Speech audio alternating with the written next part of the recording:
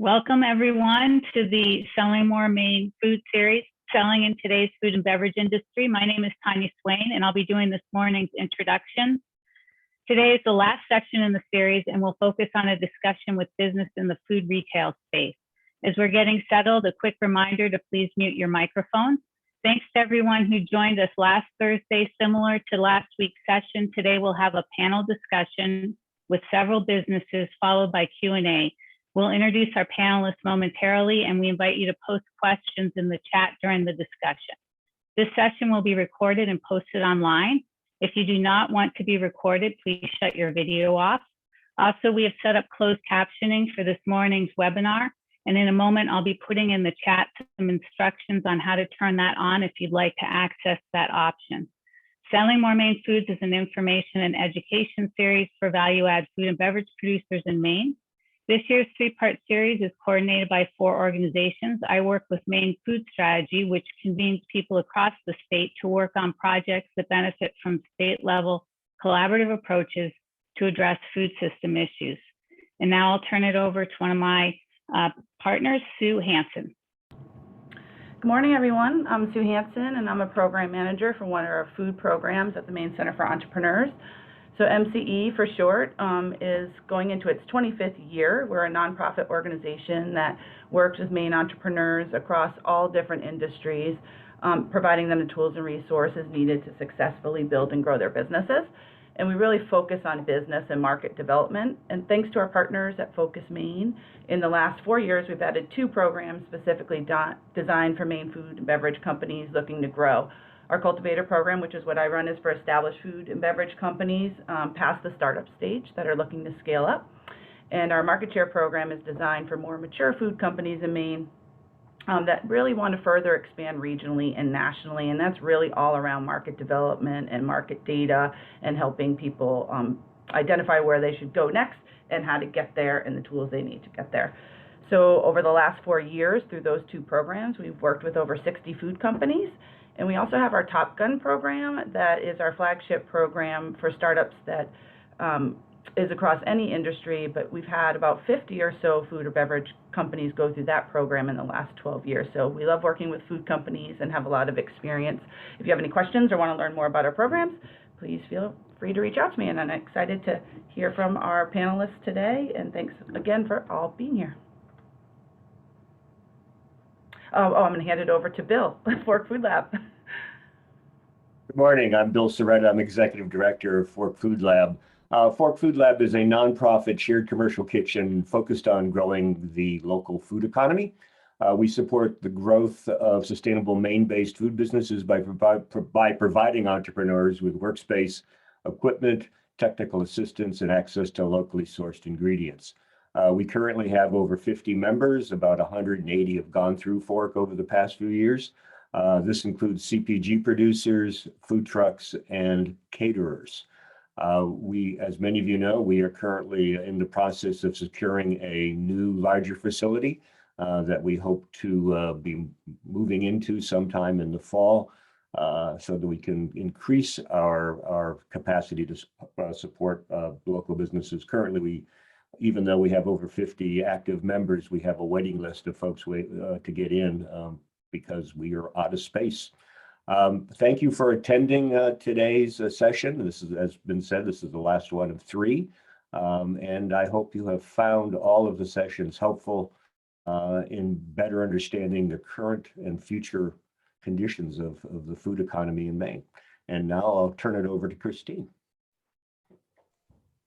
Awesome. Good morning, everyone. As Bill said, thank you so much for taking time to join us. My name is Christine Cummings, Executive Director of the Maine Grocers and Food Producers Association.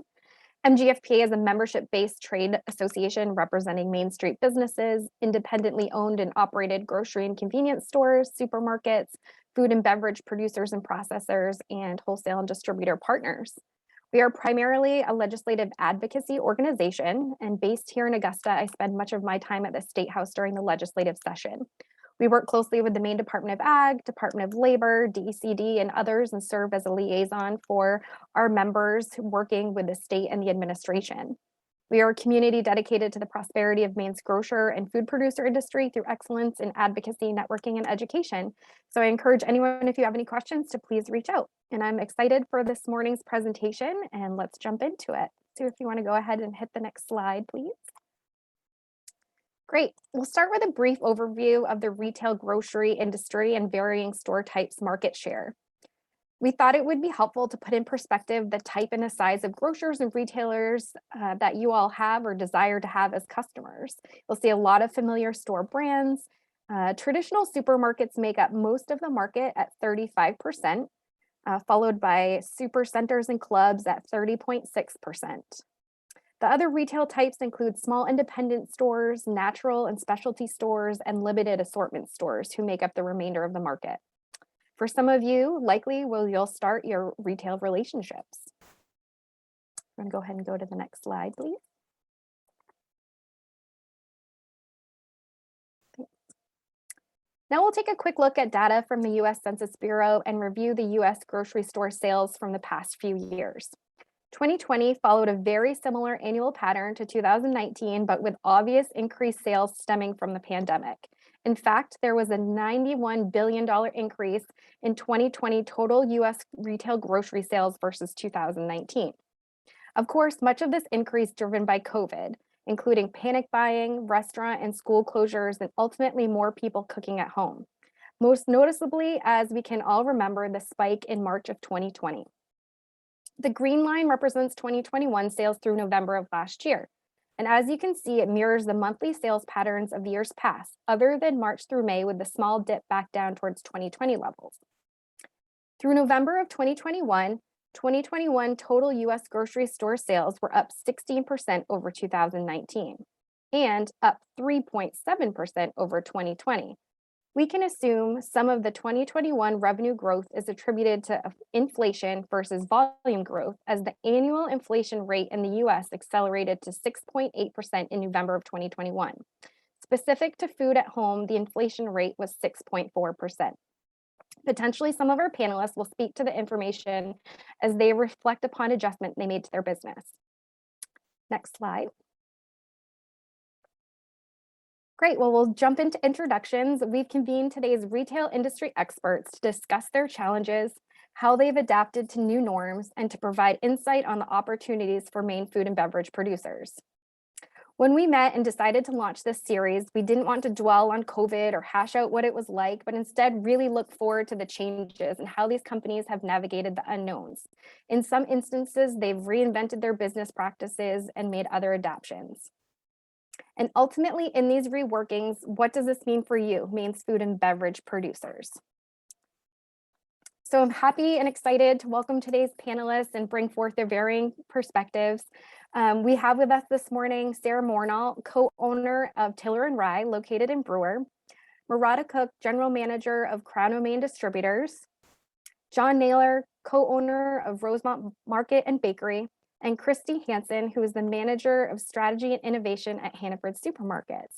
So I'd pulled together a quick summary and bio of each of these folks, but I think it will be easiest and more interesting if I turn it over to each of you to say a bit about yourself. So Sarah, I'll start with you if you can tell us a bit more about yourself and Tiller and Rye, please. All right. Hi, everyone. My name is Sarah Morneau. I am half of a woman-owned small independent grocery store in Brewer, Maine. We've been open for almost 7 years, and we started with a goal to raise goats and make goat milk products. That evolved really organically over time to becoming a hub for those other Maine producers that could do a much better job than us, and were much more innovative, quality conscious, and exciting to watch and support. So here we are now. Great, thanks, Murata. We can ask to unmute. Yeah, there you go. I'm not as quick with this stuff as I could be, I guess. Good morning, everyone. My name's Murata Cook, and I'm the general manager at Crown of Maine Distribution Company. We are a small, specialized local and organic foods distributor that distributes primarily in the state of Maine and down into Boston. We're a benefit corporation, which means that we are new. It's a new form of business entity for the state of Maine as of 2019, and we're owned by a combination of investors and worker owners. We work with almost 50 local food producers, and we distribute weekly or even twice a week to independent retailers and Hannaford stores in Maine and other distributors as well. Thanks. John, you're next on my screen. Hey, there we go. Hi, I'm John Naylor, co-owner, CEO of Rosemont Market and Bakery, located in Portland, Maine. We started back in 2005. Our intention, Scott and myself, were to create a small market that did local did baked goods. We made some prepared foods, but also supplied like locally grown products and local products, yogurts, things like that, milk. But you'd be your little corner neighborhood store that did a high-end kind of quality local thing, a European style market. Quickly took off. People really liked the idea. And within, I guess, the last 15 years now, we're started one little store on Brighton Avenue, and now we're just about ready to open store number 8 in Scarborough, Maine, which is pretty amazing to me, to go from 4 employees up to about 150. We have a location on Stevens Avenue now that is our central location. That is our warehouse, which a lot of the farms we deal with know all about our warehouse. It's got quite a bit of capacity at this point, and the kitchen, bakery, and we deliver to our stores on a daily basis all the products that we do accumulate, from all the farms and local folks that we do business with. So there you go. Great, thanks so much. And Christy, I'll hand it over to you. Sure. Good morning, everyone. Nice to be here. My name is Christy Hansen, and I work for Hannaford Supermarkets. I'm sure, as many of you know, Hannaford was born and raised in Maine and now has over 183 stores across Maine, New Hampshire, Massachusetts, Vermont, and New York. My role at Hannaford is really to drive long-term business strategy and innovation initiatives across the entire banner.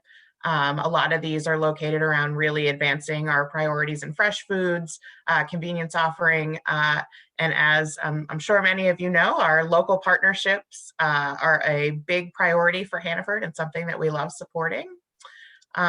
Personally, I am a Maine native, born and raised in Lincoln, currently reside in Berwick.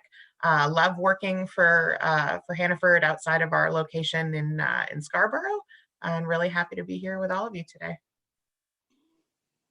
Great, thanks everyone. That was much better than what I had typed, so thank you.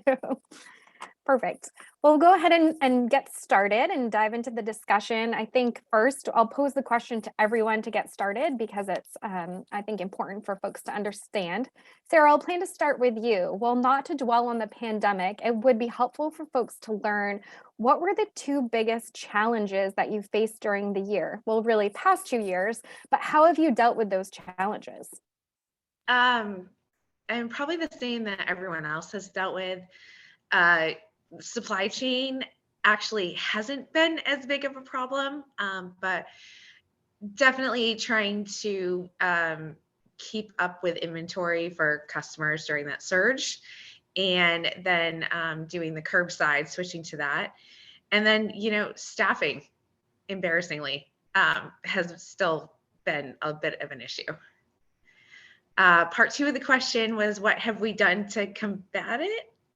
Was that correct? So curbside was actually really fun. We had a great team, and we ultimately, we have a cafe inside the store. So we basically shut down the cafe and just did grab and go stuff. So we took the staff and put them on the phones and did a lot of over the phone ordering with people and curbside delivery. We really are still working on an internet-based shopping cart. That gets daunting with constantly changing prices, and are we going to be out of raw milk when someone has it in their online shopping cart and someone else has it in their in-store shopping cart? So we really just did the in-person thing and really tried to focus on our in-person or on the phone shopping with people. Thanks. And Yeah, that's not alone from other stores that I heard similar feedback from. Murata, how about you from your perspective, challenges and how you combated those? Sure. Well, we like in March of 2020, our sales went from about $40,000 or $50,000 a week to $80,000 to $100,000 a week, with a huge miss involved of out of stocks. So, to give Sarah a lot of credit, we took the same approach she did, and we because we're so small, we work with about 100 clients a week, and our clients are wholesale accounts, so retailers, Hannaford stores, other distributors, a small number of people with a high number of points of distribution to their customers.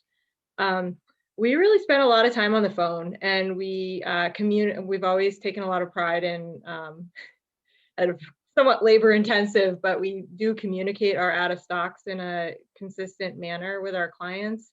And I think that paid off, because even though we could on some days be running, a 20% out of stock rate, which is very high for us, we usually run less than 5% out of stock rates.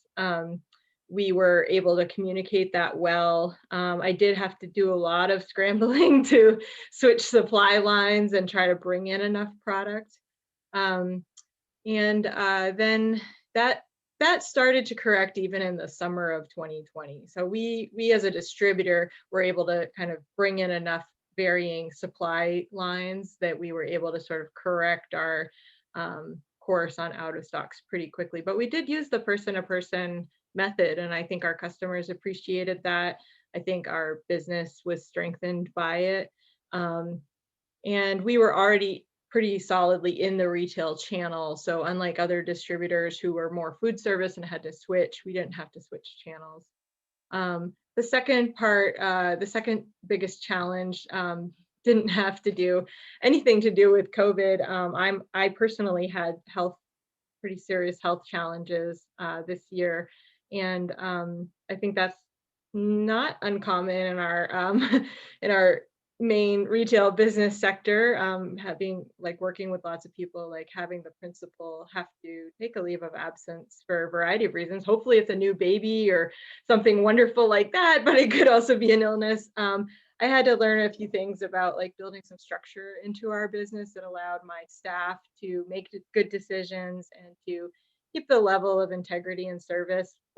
It's not my personal standard, but my personal standard and our business standard are similar because of being such a small company. And so to translate that into just the business's standard being at a certain level of service was an important part of our strategy for strategy, necessity.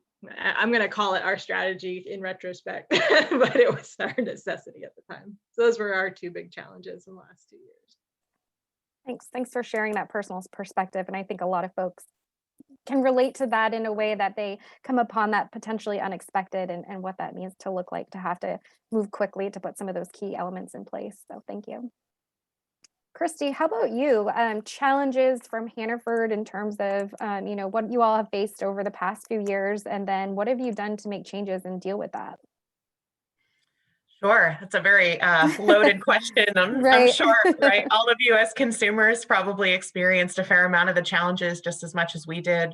A lot of these have already been noted, right? So things like labor challenges, supply chain issues, health and safety protocols really ramping up in the store and really peaking in that early part of COVID in 2020. I think for us as an organization as a whole, it's taught us a lot about the value of agility. It's in order to operate a large number of stores, there's a certain amount of structure and planning that you get used to. And it was really a lesson in, hey, it's very easy for these plans to quickly change. And at that point, right, you really have to lean into your store managers, your retailers, your distributors, and other partnerships that you've built in order to really, keep your business going. I will say one of the big advantages and one thing that we stay grateful for at Hannaford are our local partnerships during the time when, in the beginning of the pandemic, when the buying was really, really high and we were experiencing a lot of those out of stocks and shortages. It was a lot of our local producers and our distributors who were coming into our stores and stocking, direct store delivery style, who really kept a lot of product on the shelf. And I think, from that really saved us, right? I think one of the big advantages is even 2 years later, we've seen higher basket penetration of a lot of those local items. And so I guess one advantage of COVID is that it really drove some trial in a lot of those areas for sure. I think looking forward, right, it's a process of assessing what were the key learnings from COVID? What do we keep driving? What do we abandon? What do we really ramp up? Probably the most obvious one is our e-commerce operation that quickly blew up very fast during COVID, and that has forced us to sort of rethink our the way that we build in the order capacity and the way that we bring that experience to our customers. And then, there's still a lot of open questions around customer sentiment, around health and food safety. We have been slow, but continuing to trial and pilot what prepared foods will look like in our stores moving forward, and how we're continuing to sort of balance that customer expectation and requirement of health and safety with what their wants and needs are from a food perspective. Thanks for that. I think we can all relate to still trying to digest, even if it's looking back at the sales data and trying to understand what is this telling us and how to move forward with that information. So John, I know it's always a bit tough to go last on a similar question. So any thoughts about challenges that you all have faced and or in turn, sort of what has happened and potentially had a positive impact out of some of those challenges? Well, just like pre-COVID, we had been going through a pretty good growth spurt because we were, putting in our main production facility. And along with the main production facility, of course, management was taking a step up too. We were, growing our management teams. And we had hired a few people in the beginning there of that period, like 2019 or around there, that, we added an HR department, which was,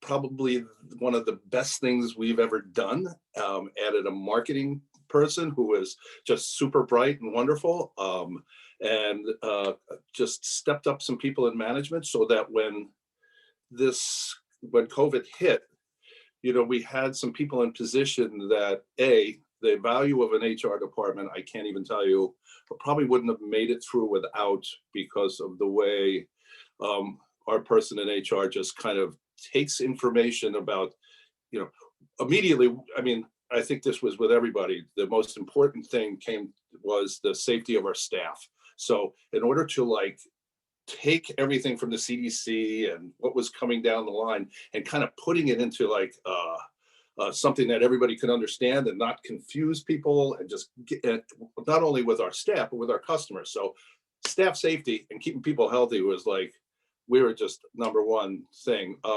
Number two, we quickly pivoted to kind of online purchasing, which for small stores like us, which are your little corner stores, that was not an easy thing to do.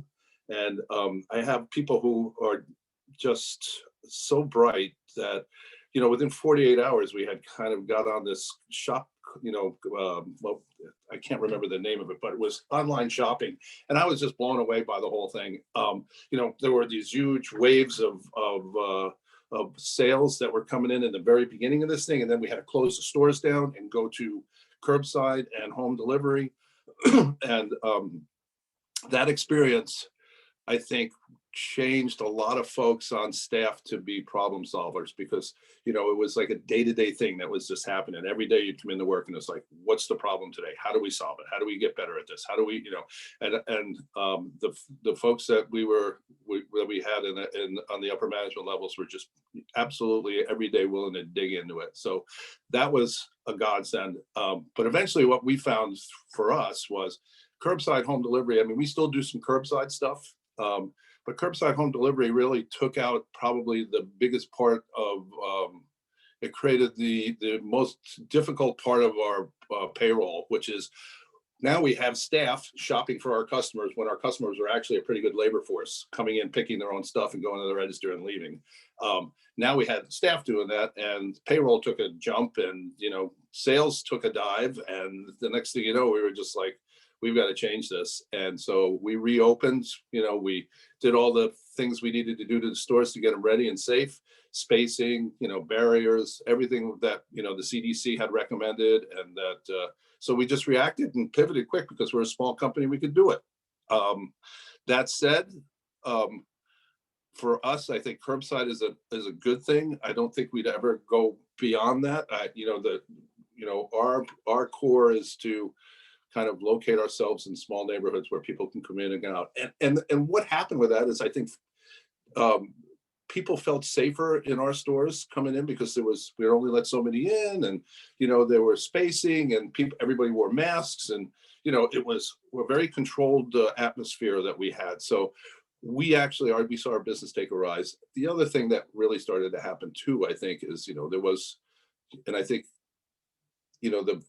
what you're seeing in the shelves, like products disappearing, it's like there was the retail side of the food business, and then the institutional side of the food business. The retail side took such a hit that retail packaging, all that stuff was flying off the shelf, and you couldn't find flour, you couldn't find sugar, and one of our guys was like, so why don't we take our 50-pound bags of flour and break them into 2-pounders, and we'll put our label on them. And so we started to do our own, because there was plenty of food available on the institutional side, because colleges were closed, all the institutions were closed. There was a glut of food over there, no food over here. So that was a quick pivot item that we kind of worked on. Also, we just saw a huge jump in produce and grocery sales and things like that. And for us, I mean, we have a couple of bigger companies we deal with, but we deal mostly with small farms and small, wholesalers, and like Murata and stuff like that. So our supply chain, it was disrupted, but not on a large scale. And I think this is something looking forward, that as you look forward, is like the more consolidated and the more,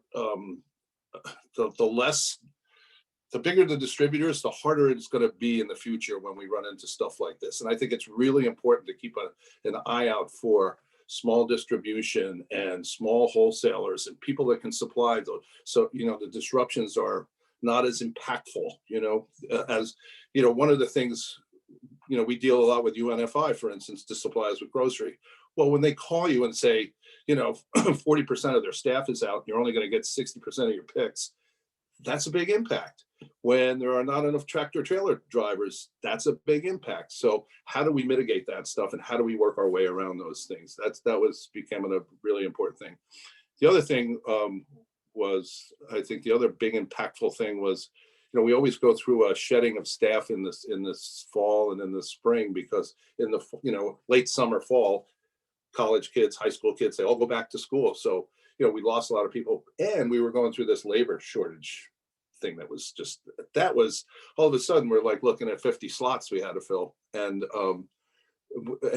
just before that, as a group, the upper management team got together and said, instead of just hiring people, I mean, our hiring practices were like, just get warm bodies in here and hire. We decided that we're actually going to start to recruit people who wanted to work for us, for who we are, what we do, how we do it. So we started a recruiting program just before the labor shortages really started to happen. That was a huge boost. That to us, once we started to focus on people who we wanted to work in jobs that we had, we started to actually have less problems with labor.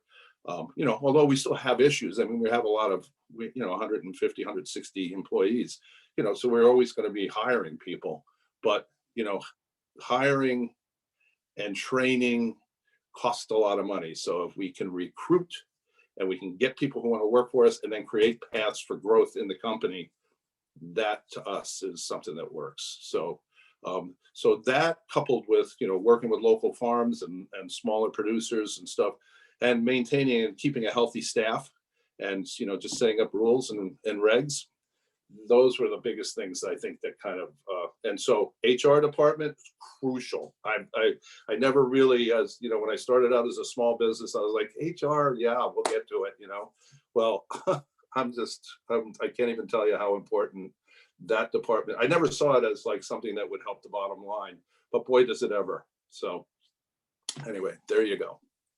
Thank you for that. That was a lot of information. And certainly I feel like what you all have said really for me circles back to people and your colleagues and your staff. And I feel thankful to be in Maine because I think we have such a strong rooted, I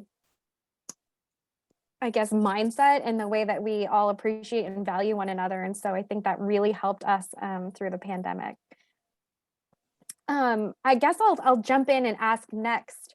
You all have different roles within your companies, somewhat different businesses, and certainly different geographic locations.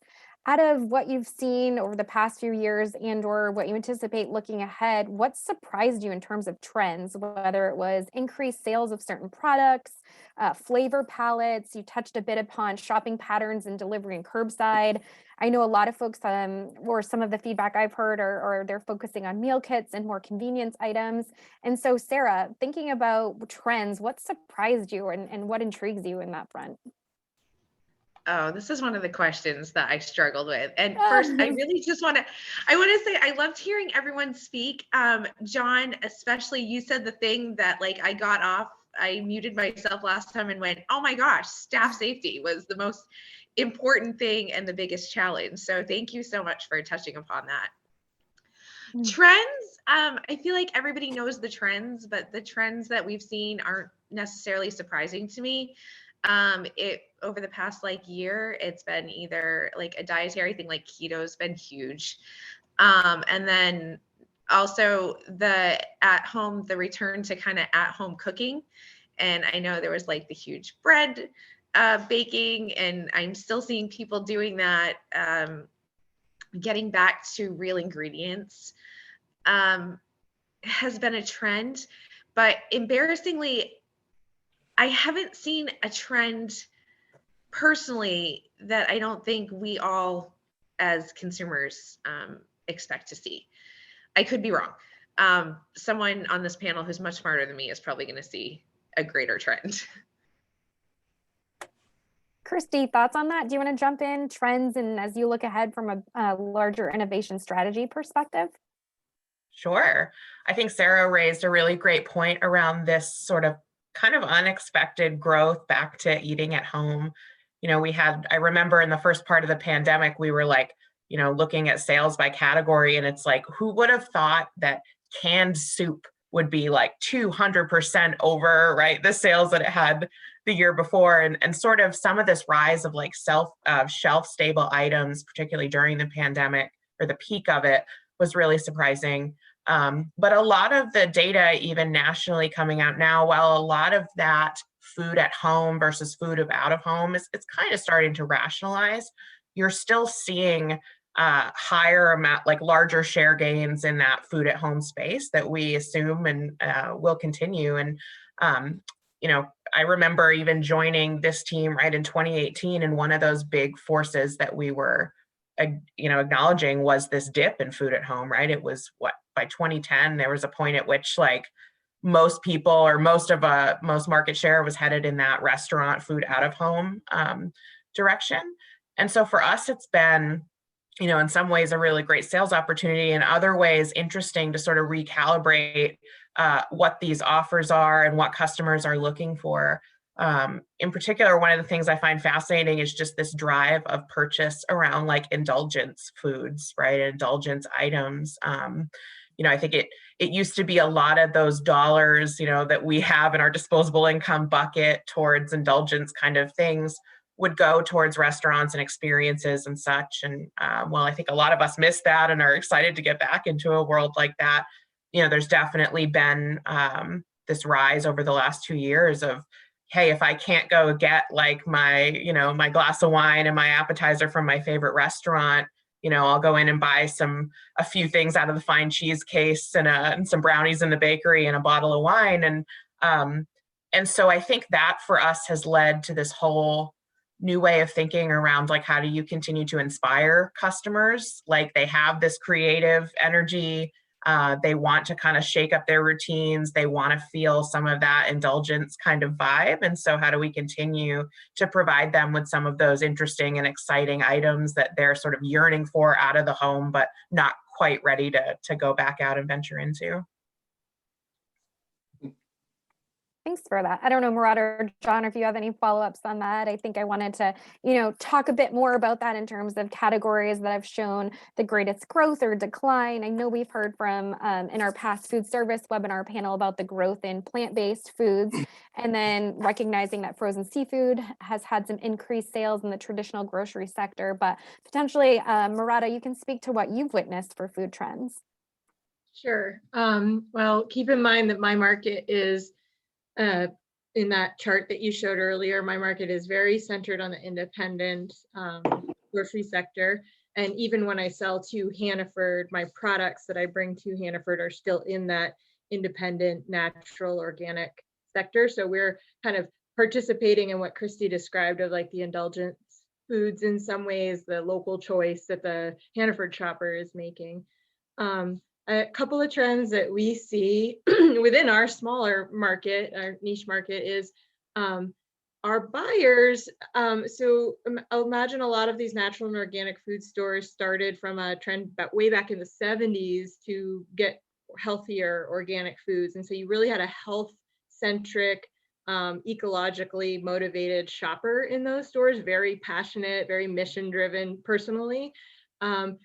The pandemic, if there's one constant, it is change. But the thing that I am most excited about coming out of the pandemic, or still being in the pandemic, or just the disruption that it caused, is a much broader swath of people in general had to get a whole lot more okay with change. But they didn't have to be okay with it. They had to do it anyway.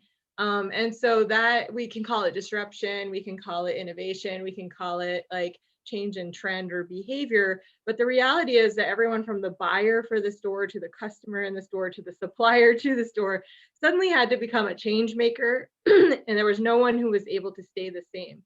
And so for those of us in the retail grocery industry, that's new and different, right? I mean, we were reporting on trends of like same old 3%, or whatever. I'm not an expert in grocery trends, but it was hard to make change in the sector. You'd say, what are the trends this year? And you'd be like, oh, people want to eat more vegetarian or something. But this year, I think you can say big trends that we're seeing are one swath of the shoppers really do appreciate the convenience of ordering online and getting that like Hannaford to go order. I broke my leg twice this year. Christy, thank you so much. You've saved my family. John, if I had a Rosemont in China, Maine, next, when you open your store down here, you can count on me. But from our like distribution perspective, what we're seeing is our buyers are much, much more willing to put something else on the shelf. And that's a big change. I think we forget that those shelf spaces, even in small stores, were pretty locked up, and it was actually hard to get a buyer to change what went on it. And so that, coupled with the local supply chain has been a bit more resilient through this process, means they are much, much more willing to put a local product on that shelf. Even if it is a higher price point and even possibly a slower mover. If you could sell 5 of the national brand flour, but you can't get it against 2 of the local brand, but you can get it, you're going to make more money on the local brand. And so there is this perception among both shopper and buyer that the local food choices are more available, they are safer in some ways, and they are better for you, the consumer. And so we're seeing more active choices to put those products in stores. Some stores that I would call like very traditional health food stores, like if Dr. Oz talked about it, it would fly off the shelf kind of stores, are really shifting into what I would say is more of the Rosemont model, more fresh foods, more, Christy called them indulgent foods, but I've never sold like high-end local cheeses have been a hard sell in some of these markets, and that's really starting to change. There are more charcuterie cases in rural parts of Maine than there ever have been before. So those are some of the trends. That was a little long-winded, sorry. No, we always appreciate everyone's perspective. And I think the more that you talk about the subject or the question, the more comes to mind. So happy to have that answer. John, anything else you want to add in terms of food category growths or things that you saw decline potentially, or sort of what the ongoings are there? Yeah, there there have been a few changes. Early on, when we started to reopen the stores again, actually what we saw was basket size increase and customer count, daily customer counts going down.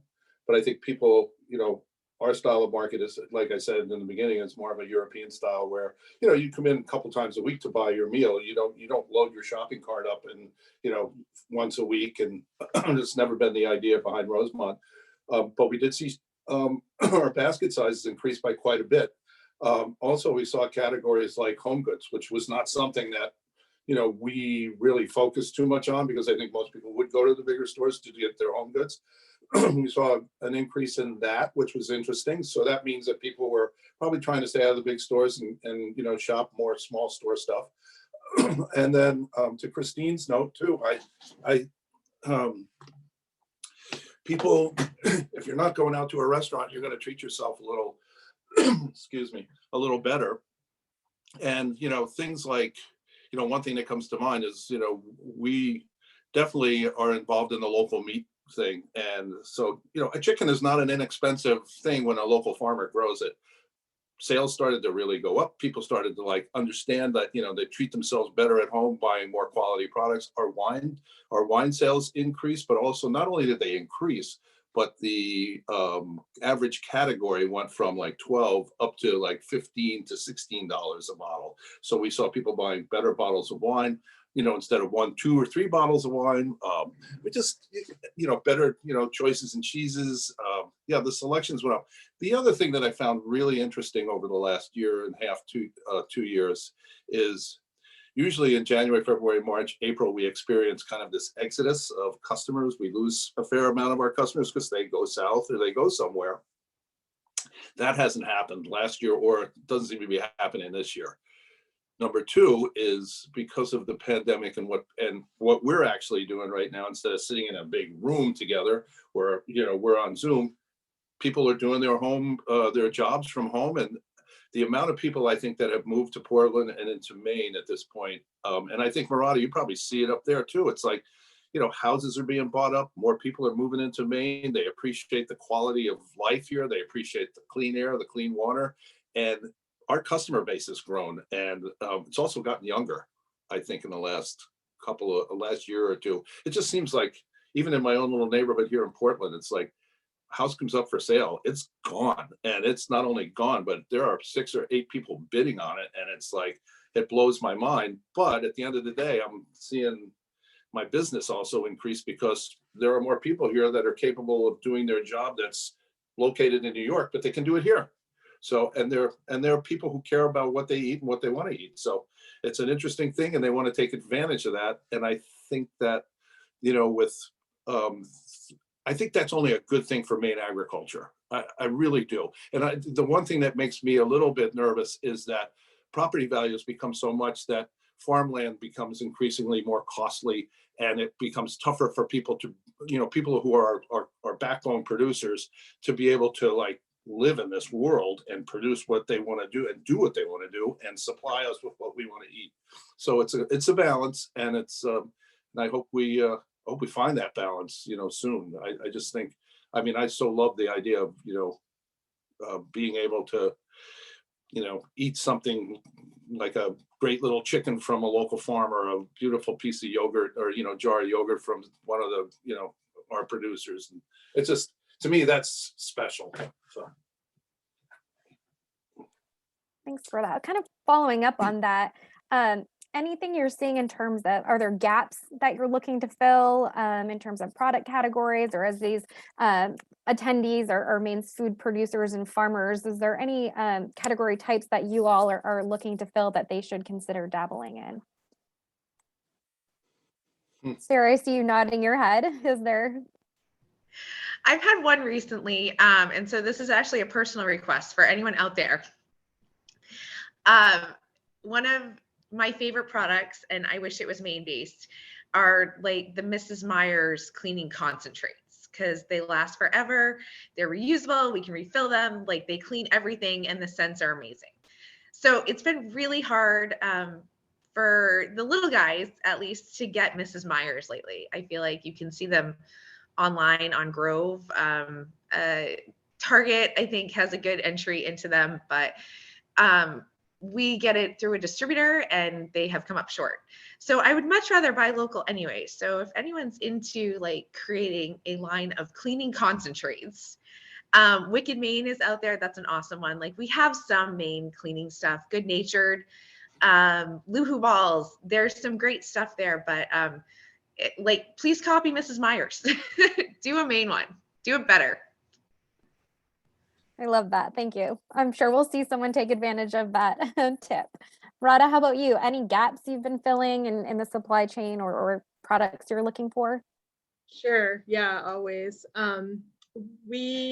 So someone asked a great question in the chat about like whether you should distribute direct to stores through a small distributor like Crown of Maine, or when is it appropriate to go to UNFI? So I hope maybe you guys, Sue, you could circulate. There were some webinars done on distribution.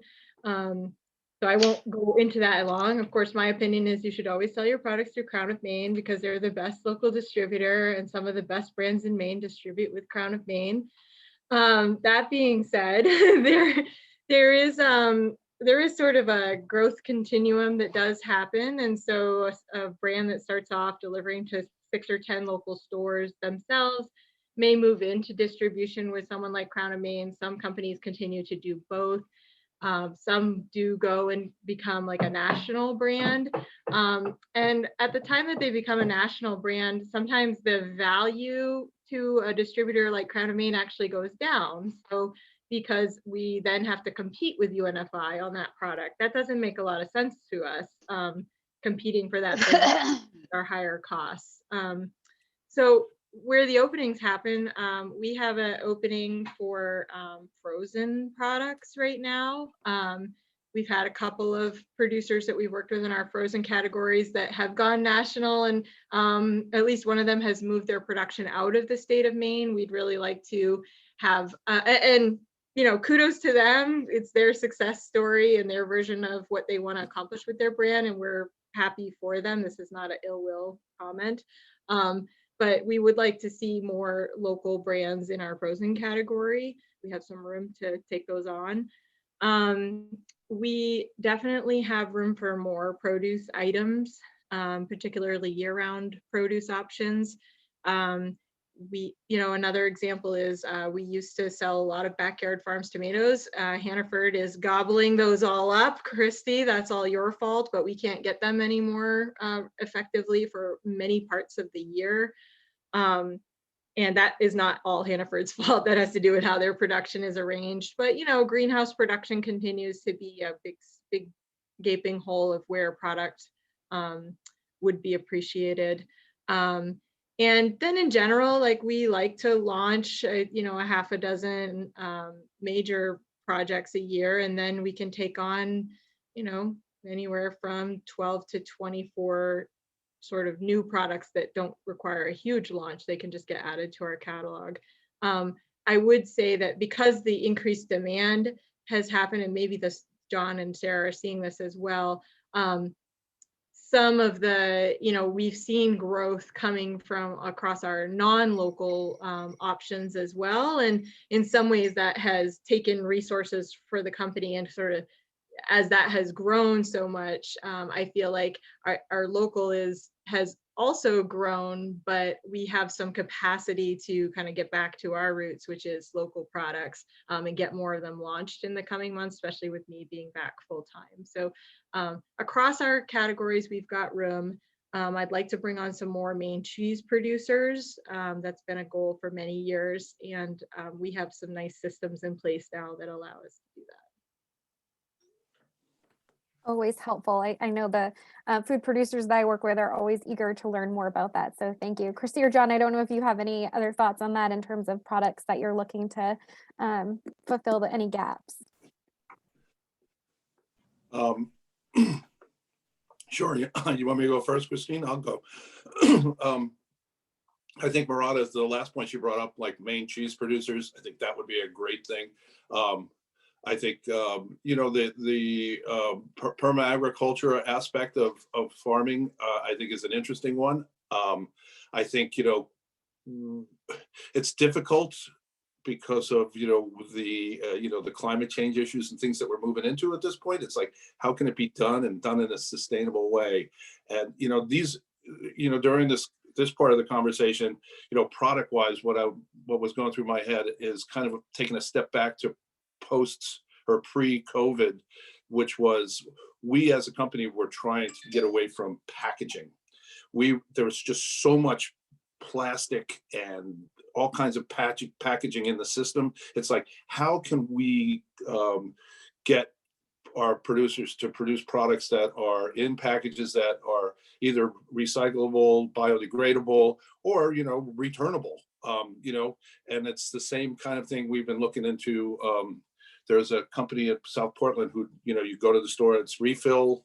And so we're like, can we do like a little refill station in the store so you can, how can we as food purveyors step into this? A couple times a week, the dumpster's leaving full of cardboard. Where's it going? Where's the plastic going? And, during COVID, everything had to be kind of like done that way because we were afraid of, contamination and all this other stuff.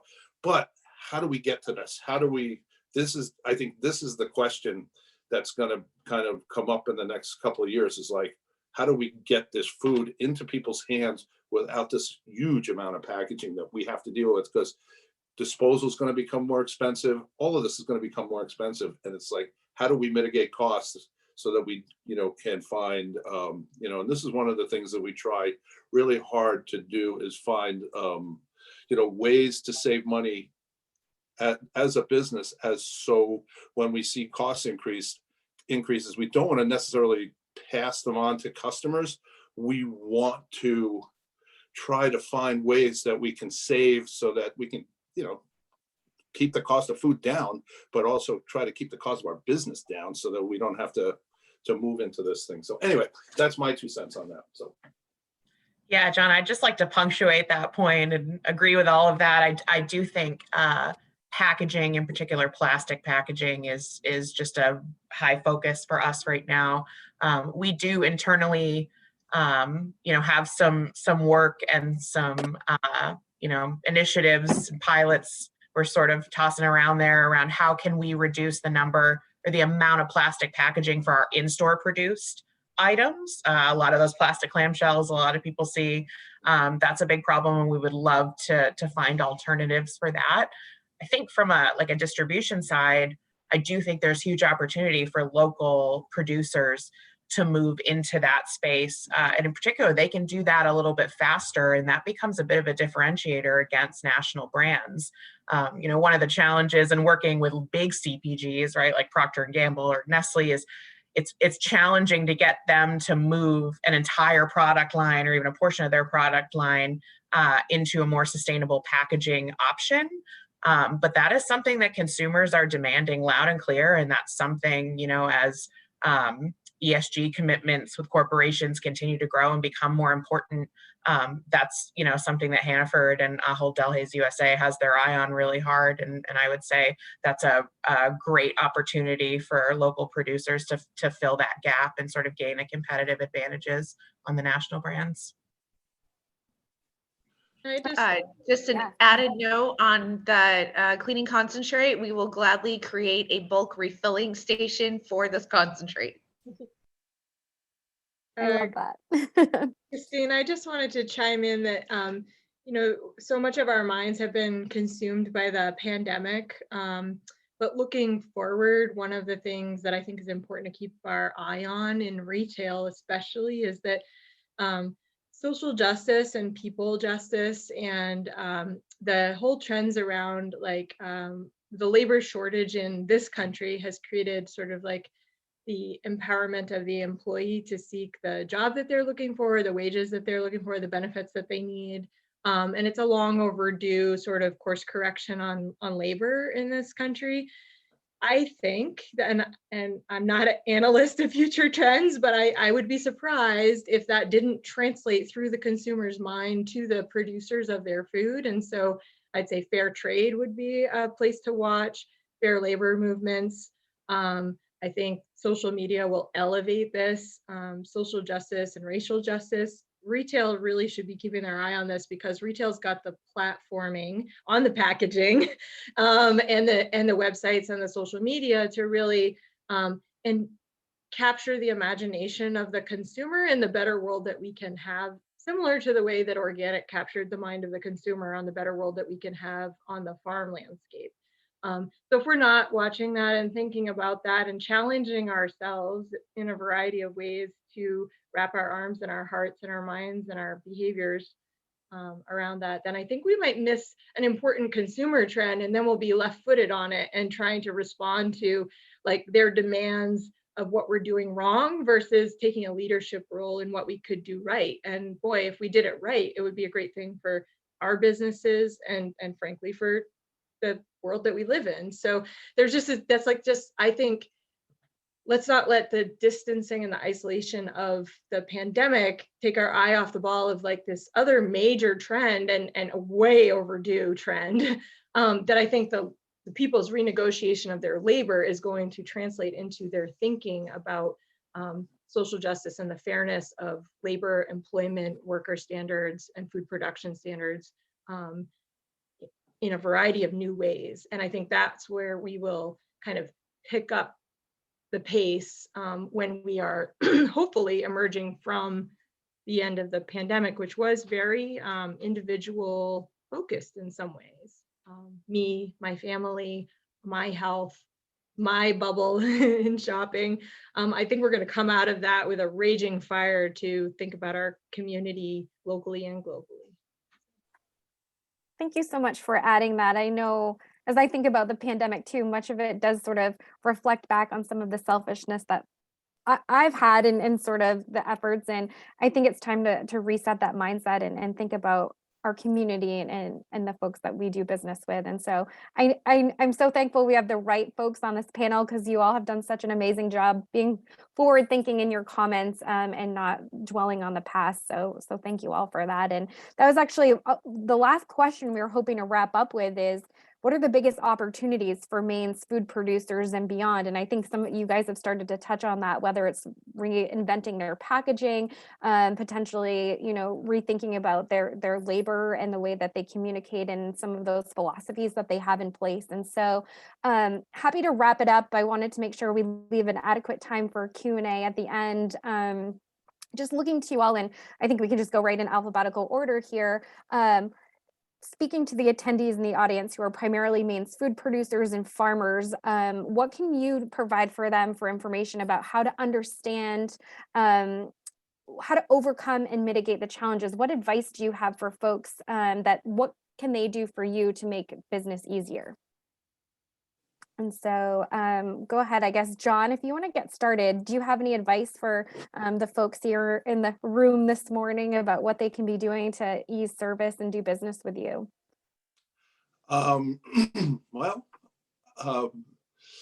Yeah, I do. I mean, there are, at this point, what we're trying to do is we're trying to kind of create straighter lines to our, our purchasing.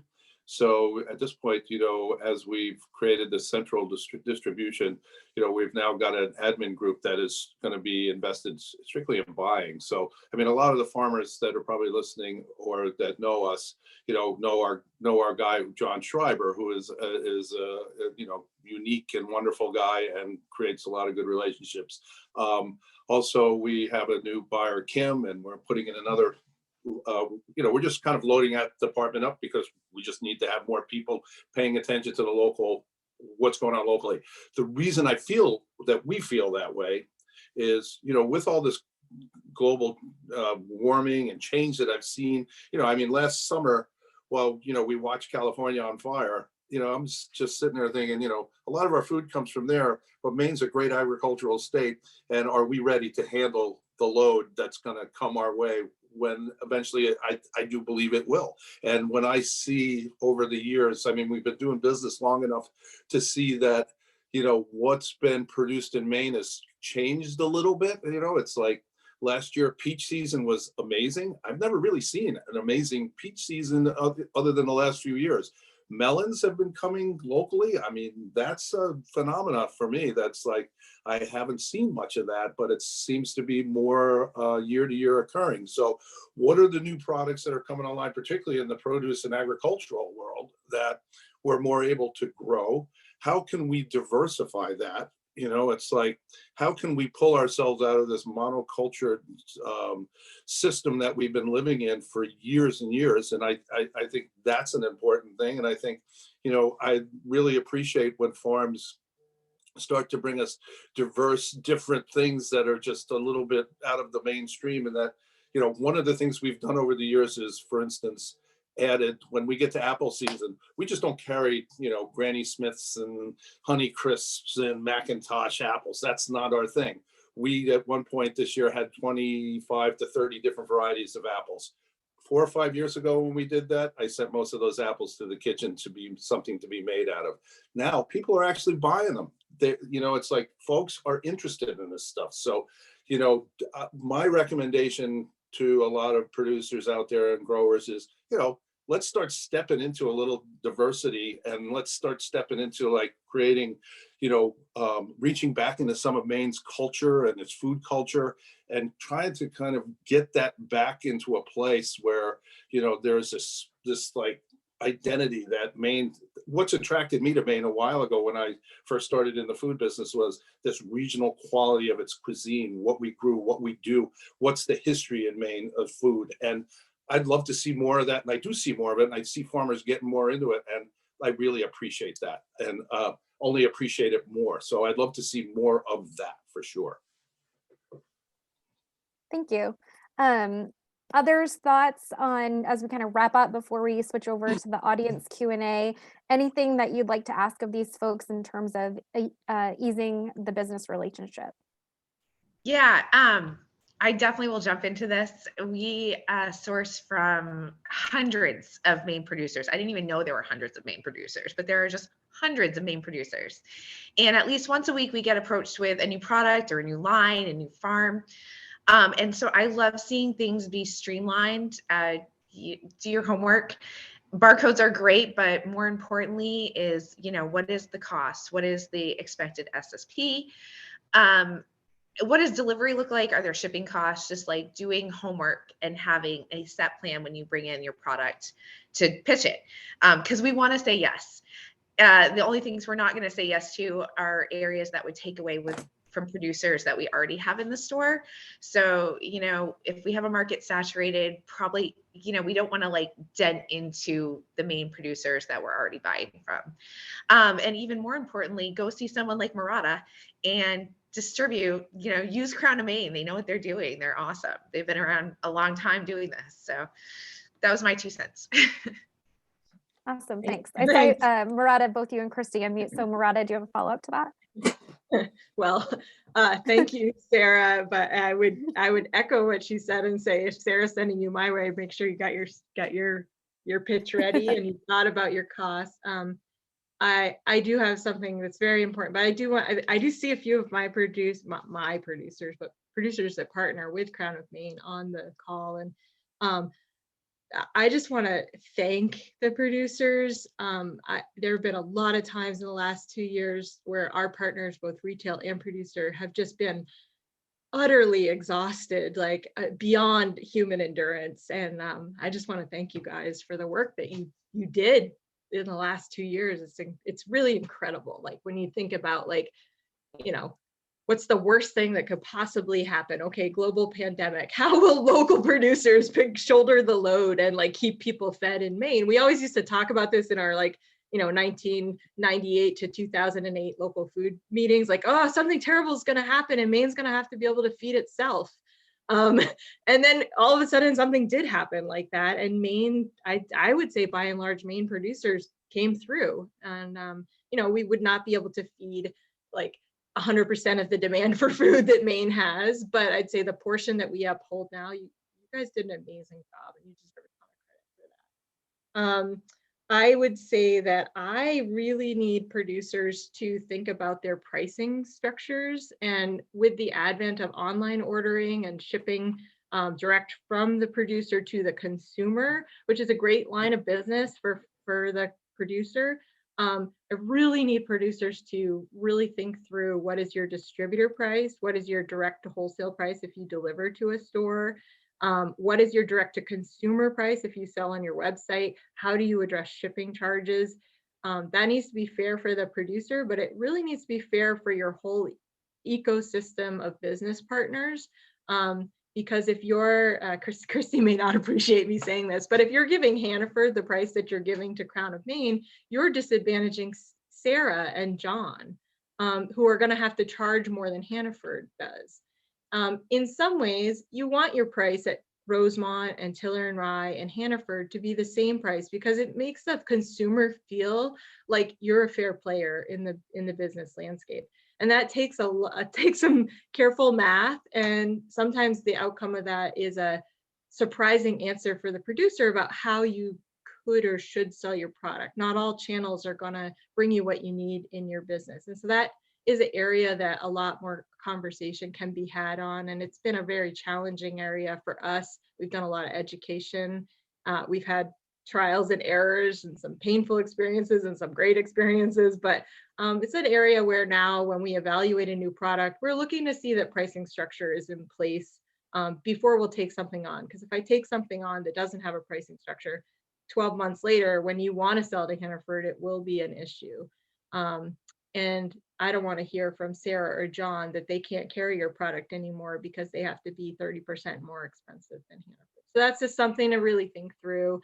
And then we can all complain about Walmart because they're not on the call, but even Christy will say, like, if you go give Walmart a cheaper price than you give to me, don't expect me to be happy about it. So we'll just pick on Walmart in this as like a big bad company, but it happens a lot. I've had producers in John and Sarah's scale that have said, I don't want to carry that product anymore because it's at Target now, right? So that's something to think about. Thanks for that. Christy, any final thoughts before we jump into a few of the questions we received from the audience? Any insight or perspective on how to ease the business relationship? Sure, I can add a couple of things, and I'll preface that by saying I am not a category manager and not super tied into the specifics of that world. So there are other people definitely more qualified to speak on some of those specifics than myself.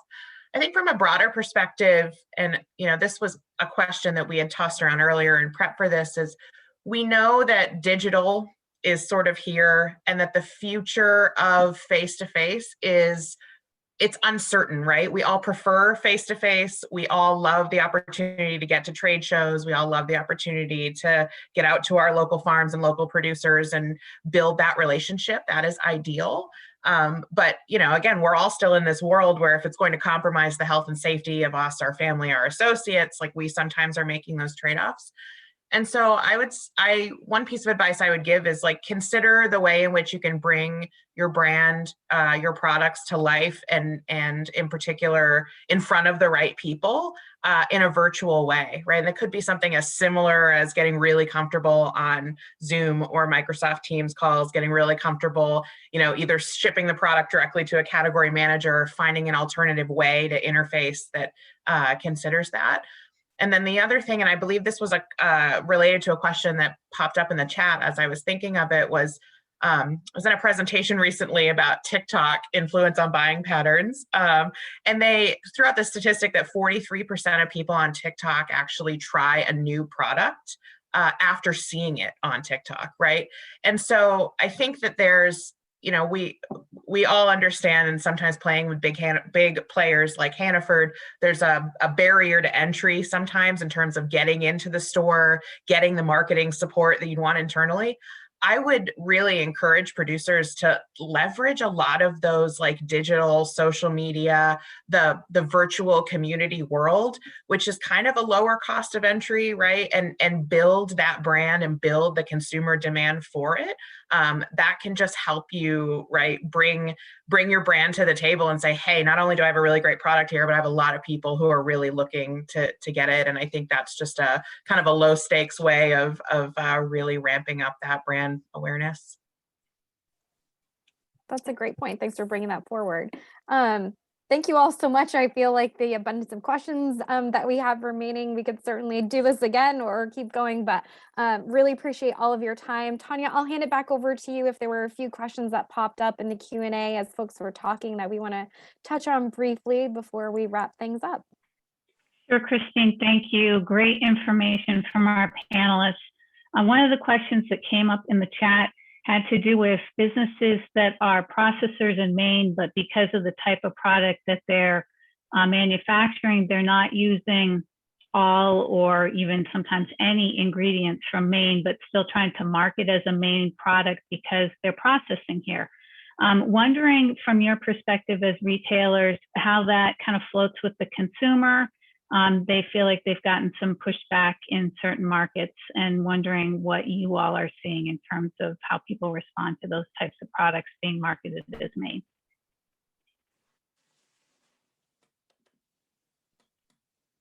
Any initial reactions? Sure. I'll give you a quick, I think if there's a Maine manufactured product with ingredients outside of Maine, and it's a good product, and it doesn't exist, if it doesn't exist without, if you could use a Maine product in it, but it's not easy to get or easy to maintain, we're all for, people being employed and products being manufactured here. I think one of the biggest problems that we run into historically is that processors have moved out of Maine because a lot of the sources that they could rely on moved away. If you look at the agricultural history of what's going on in this country, Maine was a big agricultural producer at one point, and as things moved out west, so did the processors. So, one of the things, and I talked to Bill Soretta about this a lot, is how do we actually get more processing back to Maine so that we can actually get more people to produce products here. Maine Grains is a perfect example of a processor. Where do you see a grain processor in this country like Maine Grains? You don't see them. They're generally very big and they're very out west, and that's where the grains are produced. And then things get monocultured, and we wind up with the products we wind up with. And now we've got a processor here in Maine, Maine Grains, and I think what that does is add diversity to what's in our diet and what farmers can grow. And I think to a certain degree, there's probably more grain growers in Maine because of that. So I think that kind of works hand in hand. Anyway, that's a quick comment on that. Thanks, John. We also had another question that's really directed to all of you from MOFGA and MFT. They produce Maine Produce Market Report, which provides some information on the types of products that are seasonal supply and demand. Looking for some input on how useful that is to folks on this call in terms of understanding seasonal supply demand, what's available. Hi, Tanya, I'll take this one. I did participate in the version that we did last year before last.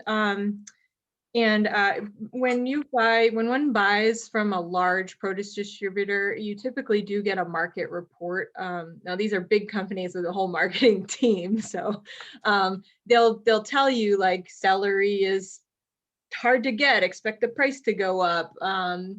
The season on blueberries is just beginning and the price will be high, and then expect a drop in 2 weeks. And these are widely available generalized information that even like retailers like Sarah would get, I would get as a distributor.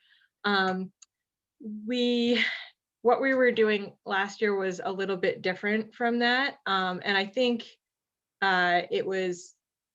what would be helpful to me would be, I guess, some sense of like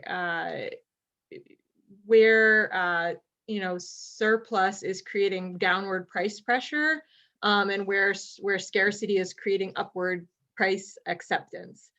That's hard to find. I think the partnering with a distributor might be a good idea. I'm not like necessarily signing up for this, but you've got to be able to see both supply and demand pressures in order to produce a report like that. So I think there is some value in it. I wish I had a marketing team big enough to produce one for our retail partners, because I think that would be pretty interesting to everyone, and especially helpful to farmers in keeping things moving that are highly perishable. That's my 2 cents. I think it has some value. I think the formatting may need some structural help in certain ways. Thank you, Marata. And I'm just making note of the time. I know we only had an opportunity to answer a couple of questions, but we are at time. So we're going to close today's webinar. Just want to thank you all for joining us this morning. Great presentations. I think folks really appreciated the information. For folks on the call, there's some resources in the chat if you're interested in grabbing those before we close today's session. We're going to be linking all the recordings from the sessions on the series website page, and there's also copies of the audio and, the video for the sessions on YouTube. You'll get information on that. And if anyone has any questions, you can reach us at sellingmoremainfoods@gmail.com. Just big thanks again to everyone who joined us for the session and today's panelists. Thank you all and have a great day. Thank you. Thanks so much, everyone.